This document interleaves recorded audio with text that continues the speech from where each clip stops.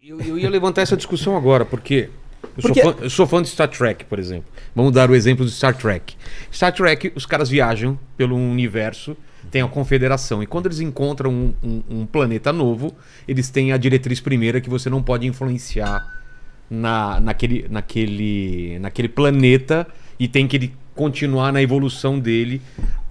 Mas claro que várias vezes eles são confrontados com esse tipo de coisa, com escravidão, com coisas que eles falam, não, a gente tem que interferir. E a mesma coisa se aplica ao mundo árabe ou outras culturas também, africanas ou algum outro lugar, que você fala, cara, ainda está acontecendo uma coisa que a gente já superou. Mas, por outro lado, e isso vem numa discussão que não sei onde a gente vai, é a cultura deles. Onde fica essa linha? É então, a cultura deles, mas... Esse é o problema, e esse é o problema das pessoas e gera, inclusive, quando a gente anuncia o programa de hoje, né?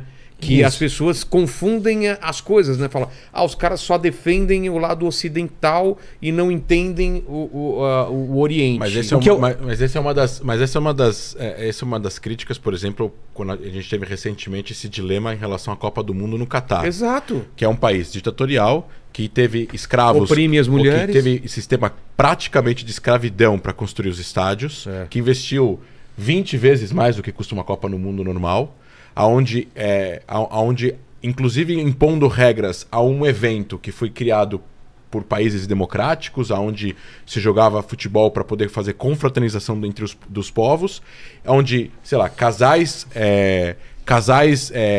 não podiam demonstrar afeto em público, homossexualidade era totalmente proibido, e falaram, respeitem a nossa cultura e tudo mais. Então, até onde vai o direito do Catar, como país, como nação, que pertence a uma família e não às pessoas, de fazer um evento que vai receber 1 bilhão de pessoas a assistir um evento que, na verdade, é um evento que traria valores, ou que traz valores que justamente esse mesmo país rejeita. Então, como que a gente demarca essa linha? O que as pessoas precisam entender? Isso daqui não é minha opinião. Eu vou apenas apresentar o problema, e cada um vai lá e escolhe como quer lidar com o problema. O ponto tem que ser coerente. E a coerência é o seguinte: se você é a favor da não intervenção, intervenção em múltiplas formas, não estou falando ir lá e fazer uma guerra. Se você acha que cada povo, cada civilização tem o direito de escolher os seus valores e as suas regras internas, não importa o quanto destrutivo, injusto e sacana sejam aquelas regras, então você não está nem aí para direitos humanos. Sim. Você desconsidera a existência de direitos universais humanos. Faz sentido. Certo? Porque o que é direitos universais humanos? Nós, humanidade, entendemos que existem algumas regras que elas estão acima da sua cultura, do seu estágio de evolução, da vontade dele, do gosto do outro. Não tem mais, né? Não tem mais. Tem coisas que são tidas como regras para os seres humanos. Exato. Se você defende direitos humanos, não tem como você ser contra críticas, intervenções. A gente pode dizer qual é o grau da intervenção, mas algum tipo de intervenção, algum tipo de crítica, alguma tentativa de influenciar o que está acontecendo naquele lugar. Agora, você pode dizer assim: eu não acredito em direitos humanos porque a força e o poder de cada sociedade em determinar o que eles querem é maior que tudo. A soberania, né? A autoridade máxima sou eu mesmo, e eu faço o que eu quero, aquela sociedade faz o que quer. Mesmo se ela fizer isso contra minorias da mesma sociedade, porém menor. Ou contra qualquer um. Ela pode fazer o que ela quiser. Aí qual é o problema disso? A humanidade nunca, na sua história, adotou essa postura. E se todo mundo adotar essa postura e maximizar isso, universalizando essa postura, isso é uma posição de relativismo absoluto. E o que causa o relativismo absoluto? Eu chegar aqui e falar assim, Vilela, cara, esse seu óculos, desculpa, meu, é ridículo. E eu te dar um tiro, te bater ou fazer alguma coisa. Eu acho legal, entendeu? Entendi. Ou seja, você abre um espaço para cada um virar e falar assim, não, mas é a minha cultura. É a minha cultura. A gente estava falando aqui hoje do que aconteceu com o Dalai Lama. Não, é a prática da visão dele, de que aquilo é inocente fazer aquilo. Só com dar uma o criança. contexto, o Dalai Lama pediu pra uma criança chupar a língua dele, alguma coisa assim. Isso, tem um vídeo disso. Tem um vídeo disso, é uma coisa nojenta. E se a gente acha que existem encaixa, regras universais, muito ou não, o Dalai Lama disse que aquilo... Qual foi a fala dele? A fala dele foi a seguinte, não, foi uma brincadeira, eu não falo brincadeira, mas ele falou foi uma atitude, uma ação inocente. O Dalai Lama chamou de inocente. Quem é você, quem sou eu, quem é o André, pra ir lá e apontar o dedo e falar, desculpa, meu amigo, isso está errado, entendeu? A humanidade sempre estabeleceu o que é certo e errado.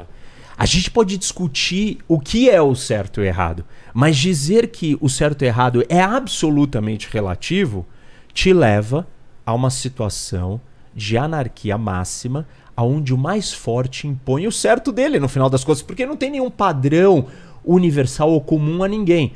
E eu não estou dizendo que... Eu não estou dando minha opinião aqui, eu estou só desenhando dois cenários. Entendi. Ou você vai pra cá, ou você vai pra cá. Vocês escolhem, não sou eu que estou dizendo o que é o certo e errado. Eu não estou dizendo o que eu acho. Daqui a pouco eu vou dizer o que eu acho. Mas eu só estou apresentando os caminhos da razão, da lógica. Você tem dois caminhos para seguir. Vou então colocar uma outra... Vocês já devem ter escutado também um outro argumento que é... mas o capitalismo, o liberalismo... gera tanta escravidão, tanta opressão quanto esses regimes. Então, quem somos nós para falar para eles o que é bom? Tô falando, entendi. Você entendeu? Vocês devem ter escutado também existem problemas aqui também. Isso, mas a existência de problemas não invalida a existência de princípios e regras. Porque existe uma diferença entre eu conseguir aplicar a regra e eu negar a existência da regra. Sim. Tá? Então, tipo assim, a gente entendeu...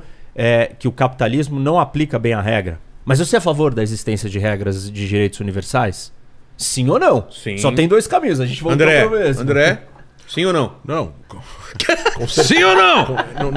Não tem lembra da cabine do Silvio Santos? Não tem nem questionamento que... A gente parte do pressuposto que tem que ter regra. Então, não só isso. Por mais que tenha tido que exista mil problemas no capitalismo como sistema econômico...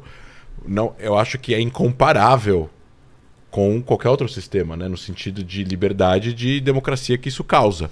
Países que têm relações comerciais fortes com mercado aberto tendem a não serem violentos uns com os outros, tendem a não lutar em guerras uns com os outros por causa da dependência econômica. Olha o que aconteceu na Europa. É que as pessoas não têm essa memória, mas assim, a Europa lutou 1.200 anos de guerra, onde morreram 300 milhões de pessoas. Como 1.200 anos? Ué, juntando tudo? Se você juntar... É mesmo? Se você juntar, A história da Europa. A história da Europa. E aí... Séculos e séculos e aí agora, anteontem, dentro da história, porque é anteontem, eles fazem uma integração, cooperação, que depois vira integração, que é o chamado União Europeia.